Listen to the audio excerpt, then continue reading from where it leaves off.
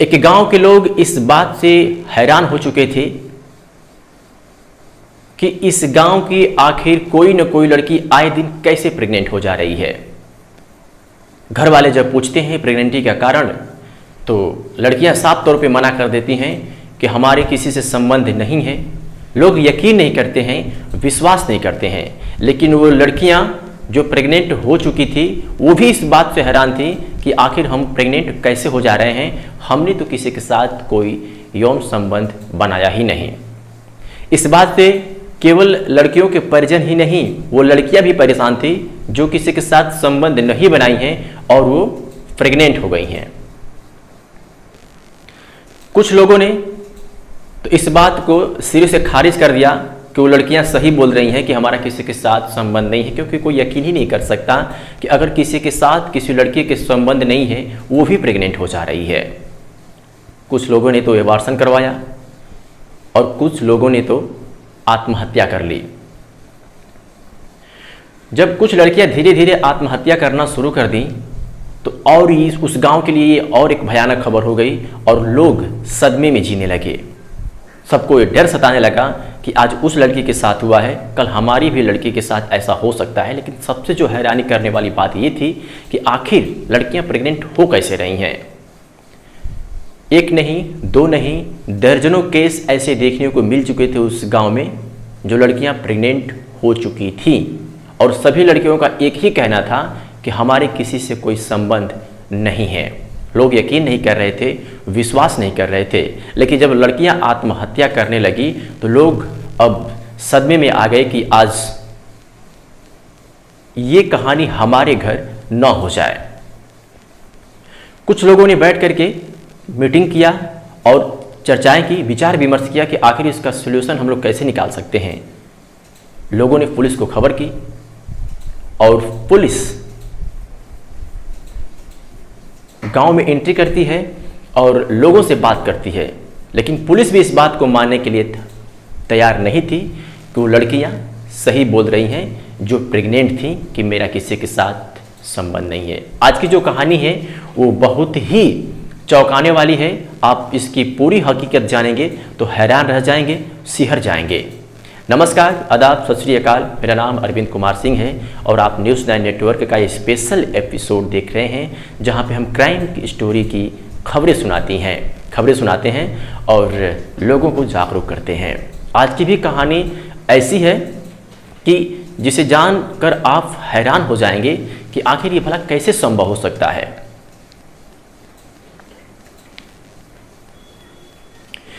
एक गांव था जो बहुत ही खुशहाल गांव था। उस गांव को नज़र तब लग गई जब आए दिन किसी न किसी घर से एक प्रेग्नेंट लड़की के प्रेग्नेंट होने की कहानी सामने आने लगी, घटनाएं सामने आने लगी। लोग हैरान थे। उस गांव में लोग शादी करना किसी लड़की से पसंद नहीं करते थे क्योंकि सबको शक था कि इस गांव की लड़कियां जो हैं वो बदचलन हैं, चरित्रहीन हैं। हैरान करने वाली ये घटना अजीबोगरीब हुई और इसका जब खुलासा हुआ तो सब कोई हैरान और दंग रह गया। प्रशासन के लिए एक पहेली बन गया था। प्रशासन भी हैरान हो चुकी थी कि आखिर इसको किस एंगल से जांच किया जाए, क्या इसकी आखिर वो असली वजह कौन सी है जिसकी वजह से इस गांव की लड़कियां प्रेग्नेंट हो रही हैं। एक किस्सा होता, दो किस्सा होता तो लोग यकीन भी कर लेते कि हो सकता है कि ये लड़की झूठ बोल रही है। लेकिन एक, दो, तीन, चार नहीं, दर्जनों लड़कियों के साथ ऐसा हो चुका था उस गांव में और सब लोग इसी बात से हैरान थे।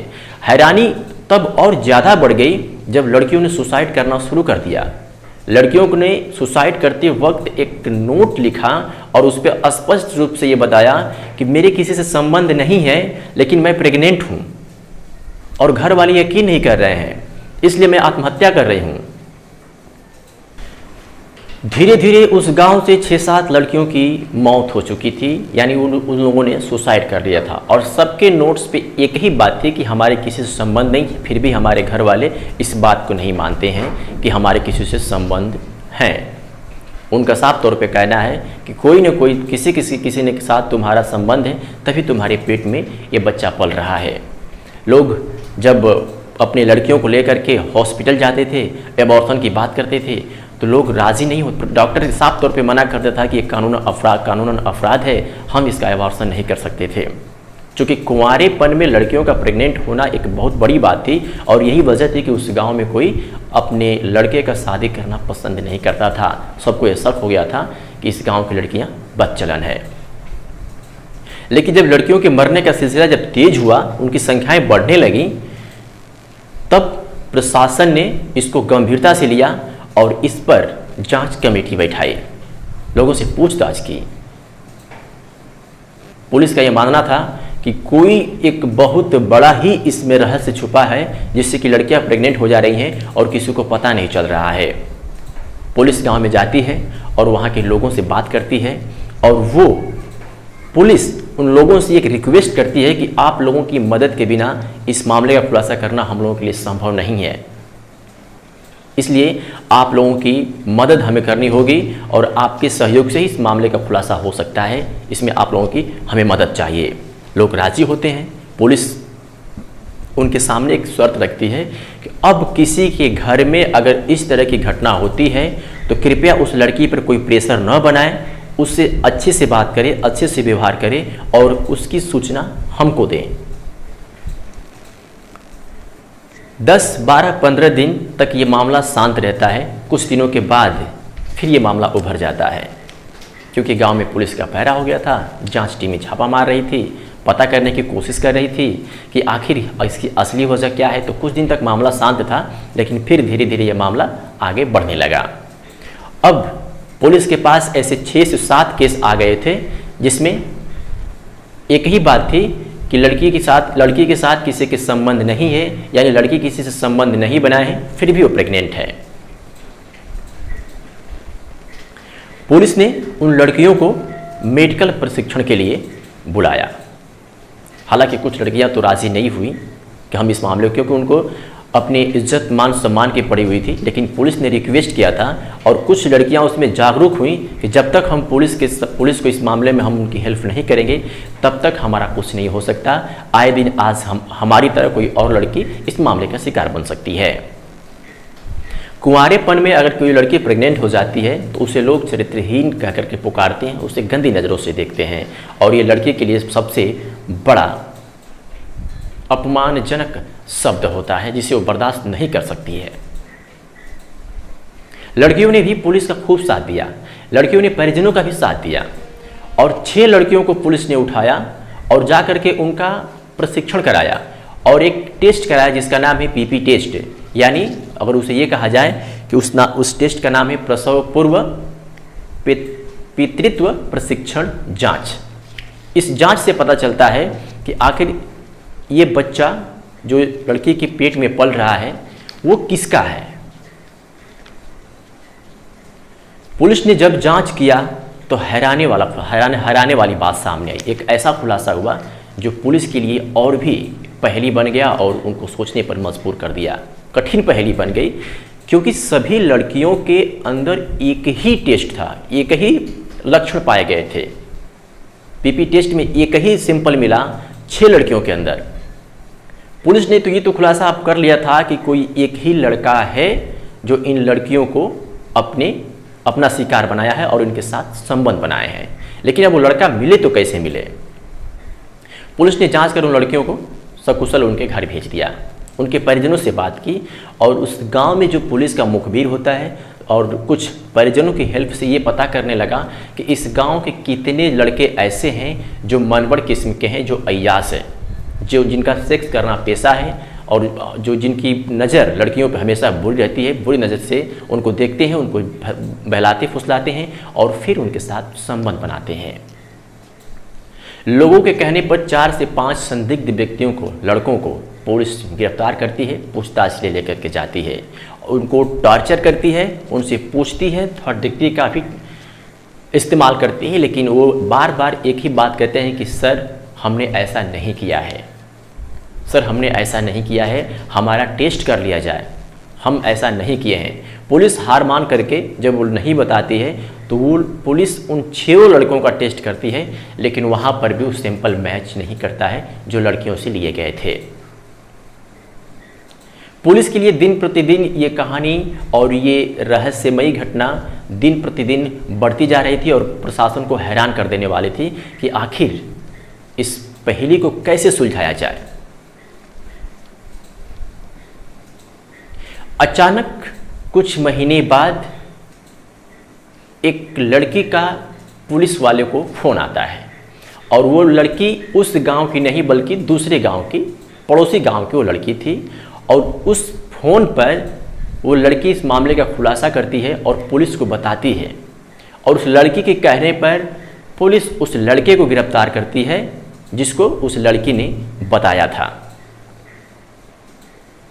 जब पुलिस उस गांव में उस लड़के के पास पहुंचती है तो गांव वालों ने इस बात का विरोध करते हैं कि नहीं, ये लड़का बहुत सज्जन है, इस लड़के के आचरण ऐसे नहीं है और ये लड़का ऐसा कर ही नहीं सकता है। जरूर साहब आप लोगों को कोई गलतफहमी हुई है और आपको कोई गलत सूचना मिली है। पुलिस कहती है कि अगर ये लड़का सही है तो हमें जांच कर लेने में और करवाने में आप लोगों को क्या प्रॉब्लम हो रही है। हम जांच कराएंगे, अगर ये लड़का सही है तो हम इसको बाइज्जत बरी कर देंगे, छोड़ देंगे, कोई प्रॉब्लम नहीं होगी। हालांकि लड़के के चेहरे को देख करके पुलिस भांप गई थी कि कहीं ना कहीं इस पूरे इस प्लान का ये मास्टरमाइंड यही ये लड़का है जो इस तरह की हरकत करता है। लेकिन मामले को सुलझाने के लिए उस लड़के का जांच करना बेहद ज़रूरी था और लिहाजा पुलिस उसको उठा करके उस लड़के का मेडिकल प्रशिक्षण कराती है। मेडिकल प्रशिक्षण कराने के बाद उस लड़के को सैंपल को जब उस लड़की के जो पहले 6 लड़कियों के सैंपल लिए गए थे जब मैच कराया जाता है तो पुलिस उस वक्त इस मामले का खुलासा कर चुकी होती है, क्योंकि वो सैंपल मैच कर रहे थे। लोग इस बात से हैरान थे कि आखिर कहीं ना कहीं जांच में कोई प्रॉब्लम है, कोई गड़बड़ी है, क्योंकि ये लड़का ऐसा हो ही नहीं सकता कि इस लड़के का सैंपल उस लड़कियों के सैंपल से सेम मैच कर जाए, क्योंकि वो लड़का उस गांव का एक अच्छा लड़का था और सबके साथ उठना बैठना मिलना जुलना उसकी हॉबी में इंक्लूड था और किसी के साथ वो अभद्र व्यवहार नहीं करता था। लेकिन उसके जांच से इस सैंपल को बाहर निकल करके आना सबको हैरान कर दिया था, खास करके प्रशासन के साथ साथ गाँव वालों को भी हैरान कर दिया था कि आखिर ये कैसे संभव हो सकता है।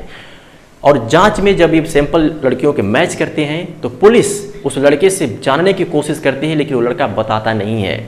वो साफ तौर पे कहता है कि साहब कहीं ना कहीं सरकारी मशीनरी में कोई ना कोई फॉल्ट हुआ है और हमारा सैंपल उन लोगों से मैच कर रहा है, लेकिन हम ऐसा कोई हरगिज़ इस तरह कोई काम नहीं करते हैं, गाँव में हमारी छवि बेहतर है। लेकिन पुलिस जब उसे 3rd डिग्री देती है तो वो पूरे मामले का खुलासा कर देता है और जो बात बताता है ने सबको हैरान कर दिया। वो लड़का बताता है कि हमारे हर घर से अच्छे संबंध हैं, जो लड़की मुझे अच्छी लगती थी उस पर हम नज़र रखते थे और उसे मौका पा करके उसे नशीली दवा पिलाते थे और नशे में बेहोश करके उसके साथ हम संबंध बनाते थे। उस लड़के ने कहा कि मुझे इस बात का रिकॉर्ड बनाना था कि मैं इस देश का सबसे बड़ा वो लड़का हूँ, सबसे अलग लड़का हूँ जिसके कई बच्चे हैं। ये रिकॉर्ड करने के लिए वो इस तक गुजरने के लिए तैयार था और ये इस तरह की हरकत कर रहा था। जिस लड़की को पसंद किया उसके साथ उसके परिवार वालों से मिलजुल के रहता था, कोई उस पर शक नहीं करता था। कहीं भी किसी के साथ भेज देना, किसी से बात करना और अकेले छोड़ देना उस लड़के के अंदर था। लड़की भी उस लड़के से इस तरह की कभी उम्मीद ही नहीं रख सकती थी कि ये लड़का हम लोगों के साथ इस तरह की हरकत कर सकता है। मौका पाते ही चाहे वो कोल्ड ड्रिंक हो, बिस्किट हो या फिर कोई और खाने की फूड हो, उसमें वो नशीली दवा मिला करके पहले उनको बेहोश करता था और उनके साथ सेक्स करता था, यानी संबंध बनाता था और वो लड़की कुछ दिनों बाद प्रेग्नेंट हो जाती थी। पुलिस ने इस मामले का पूरा खुलासा कर दिया था कि इसका सबसे बड़ा मास्टरमाइंड कौन है और पुलिस ने उसे गिरफ्तार कर लिया था। लेकिन पुलिस के पास वो फ़ोन किस लड़की ने किया था ये भी पुलिस के लिए हैरानी की बात थी कि आखिर कोई लड़की इतने बड़े मामले का खुलासा कैसे कर सकती है, कैसे बता सकती है। उसको कैसे पता चला कि यही वो लड़का है जिसने इन लड़कियों के साथ इस तरह का व्यवहार किया है और इसी लड़के की वजह से ये सारी लड़कियां प्रेग्नेंट हैं। पुलिस फिर उस नंबर पे फ़ोन से बात करती है और उस लड़की तक पहुंचती है और उस लड़की से मालूम चलता है, उस लड़की से पूछताछ करती है तो पता चलता है कि वो लड़की उसी लड़के की गर्लफ्रेंड थी। लेकिन अब एक गर्लफ्रेंड अपने बॉयफ्रेंड के बारे में पुलिस वालों को कैसे सूचना देगी और क्यों देगी, अभी एक और पुलिस के सामने सवाल खड़ा हो गया था। लिहाजा पुलिस हर पहलू पर जांच कर रही थी और हकीकत पता कर रही थी कि आखिर इस पूरे प्लान में कहां से बात कहां पहुंची और किस तरीके से हम लोगों के पास पहुंची। आखिर एक गर्लफ्रेंड वो अपने बॉयफ्रेंड के बारे में जिसे वो बहुत प्यार करती है, वो क्या सोच करके और किस वजह से हमें इसकी सूचना दे रही है कि इस पूरे प्लान का मास्टरमाइंड यही लड़का है जिसका नाम सोनू बताया जा रहा था। पुलिस ने जब उस लड़की से पूछताछ की तो लड़की ने तो पहले आनाकानी किया, बस इतना कह दी कि मैं इससे बहुत प्यार करती थी, लेकिन मैंने इस तरह से ये बातें आपको क्यों बताई ये मैं खुद उलझन में हूँ, ये बता नहीं सकती। लेकिन पुलिस उस लड़की से ज़बरदस्ती अपने हिसाब से पुलिसिया भाषा में पूछती है तो वो भी बताने पर मजबूर हो जाती है। दरअसल हुआ यूँ था कि इन दोनों के बीच बात चल रही थी और बातें जब से उस गांव में इस तरह की बातें चलने लगी तो ये लड़की कहती थी कि मैं उस गांव में शादी नहीं करूंगी क्योंकि उस गांव के माहौल और इज्जत मान सम्मान सब बिक चुका है। और इसी बात को लेकर के सोनू और उसकी गर्लफ्रेंड सानिया में हमेशा विवाद हुआ करता था। मामला धीरे धीरे आगे बढ़ा और बातों बातों में सोनू ने सानिया को ये बता दिया था, क्योंकि बार बार सानिया कहती थी कि कहीं तुम्हारी तो करतूत नहीं है, कहीं तुम्हारी तो करतूत नहीं। पहले तो उसने आनाकानी किया, लेकिन एक दिन ऐसा हुआ कि गुस्से में कह दिया कि हाँ मैंने किया है, जो तुमको करना है कर लो। और सानिया जो थी वो मनोविज्ञान की स्टूडेंट थी, वही वो पढ़ रही थी और सामने वालों को देख करके वो समझ जा रही थी कि इसके मन में क्या चल रहा है, इसकी जो बॉडी लैंग्वेज है उसके अनुसार उसके कुछ हद तक उसकी हकीकत का वो पता कर लेती थी।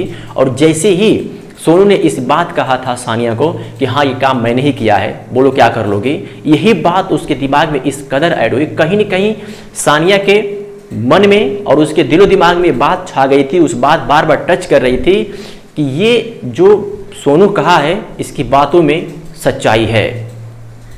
और यही बात सानिया को नागवार गुजरी और वो सोनू को अब गलत नज़र से देखना शुरू कर दी थी, घृणा वाली नज़र से देखना शुरू कर, उससे नफरत करने लगी थी। और उसने ये सोचा कि अगर अब पुलिस को इसके बारे में हम नहीं बताएं तो मामला और बिगड़ सकता है। आज न जाने कितनी लड़कियां उस गांव की जान गंवा चुकी है और न जाने ये कितने लोगों को शिकार बनाएगा।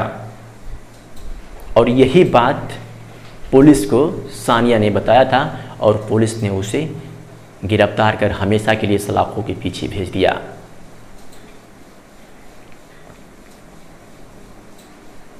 अब उस गांव में सब लोग अमन चैन से जी रहे हैं, लेकिन जो लड़कियां मरी, कितनों जिन्होंने सुसाइड किया, कितने की जिंदगी चौपट हुई, इसका जवाब किसी के पास नहीं है। आज की कहानी में बस इतना ही। कहानी कैसी लगी कमेंट सेक्शन में आप हमें बताइएगा, अपनी राय दीजिएगा और आप भी ऐसे लोगों से सतर्क रहिए, किसी पर टूट कर विश्वास ना किया करें।